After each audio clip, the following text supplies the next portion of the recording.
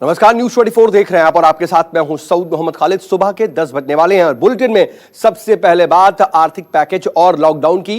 दरअसल 20 लाख करोड़ के आर्थिक पैकेज की पहली किस्त के ऐलान के बाद वित्त मंत्री निर्मला सीतारमण आज एक बार फिर से शाम को 4 बजे प्रेस कॉन्फ्रेंस करने वाली हैं और इसमें आज वो दूसरी किस्त का ऐलान करेंगी। सूत्रों के मुताबिक वित्त मंत्री आज किसानों के लिए सस्ते दर पर कर्ज की उपलब्धता कराने का ऐलान कर सकती हैं। वहीं किसानों को कर्ज के भुगतान के लिए मोरेटोरियम के जरिए राहत दी जा सकती है। किसान सम्मान निधि की मौजूदा सीमा दरअसल 6,000 रुपए है, जो कि 3 किस्तों में दिया जाता है, 2-2 हजार रुपए करके। उसे बढ़ाया जा सकता है। कृषि से जुड़े कारखानों के लिए राहत का भी ऐलान आज संभव है, जिसमें ट्रैक्टर बनाने वाली कंपनियां भी शामिल हैं। सप्लाई चेन को दुरुस्त करने का ऐलान भी आज संभव है।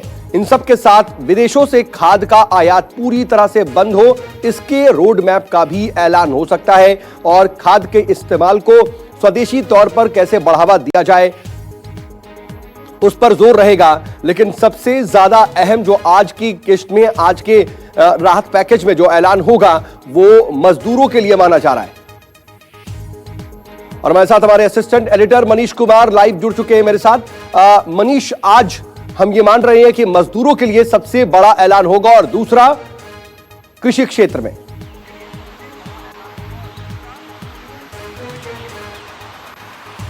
बिल्कुल सौद। और पहले चरण की कल शुरुआत हुई थी एमएसएमई को लेकर। हमने देखा था कि सरकार से करीब एमएसएमई, चाहे रियल एस्टेट, चाहे एनबीएफसी, हाउसिंग फाइनेंस कंपनियां, इन सबको मिला के करीब 6 लाख करोड़ के पैकेज का ऐलान किया गया था। आज माना जा रहा है कि किसानों को, मजदूरों को बड़ा राहत पैकेज दिया जा सकता है। सबसे अहम कि किसानों को जो कर्ज जो है उसकी सुगमता, कैसे उनको कर्ज ब्याज जो वित्तीय संस्थानें हैं वो उनको उपलब्ध कराएं, सस्ते दर पे उपलब्ध कराएं। उसके लिए सरकार जो है, जो सबवेंशन स्कीम है उसका उसमें और ज्यादा उसको बढ़ा सकती है, ब्याज जो है उसमें छूट और दे सकती है। साथ ही साथ मोरेटोरियम, यानी किसान जो भुगतान करेंगे बैंक को, उस पे भी मोरेटोरियम की सुविधा उनको दिया जा सकता है, ब्याज के भुगतान में, साथ साथ प्रिंसिपल के भुगतान में।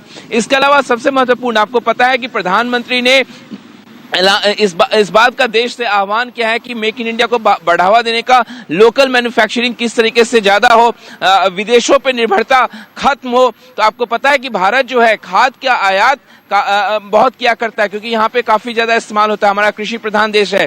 तो कैसे खाद जो है भारत में ही बनाया जाए, फर्टिलाइजर कंपनियों को इंसेंटिवाइज किया जाएगा इसके लिए, उसके लिए सरकार जो है एक बड़ा स्कीम लेकर आ सकती है, जिससे कि विदेशों से आयात बिल्कुल पूरी तरीके से बंद हो और हम एक्सपोर्ट भी कर सके। साथ ही साथ मनरेगा, आपको पता है कि मजदूरों को रोजगार मनरेगा के द्वारा उपलब्ध कराया जाता है।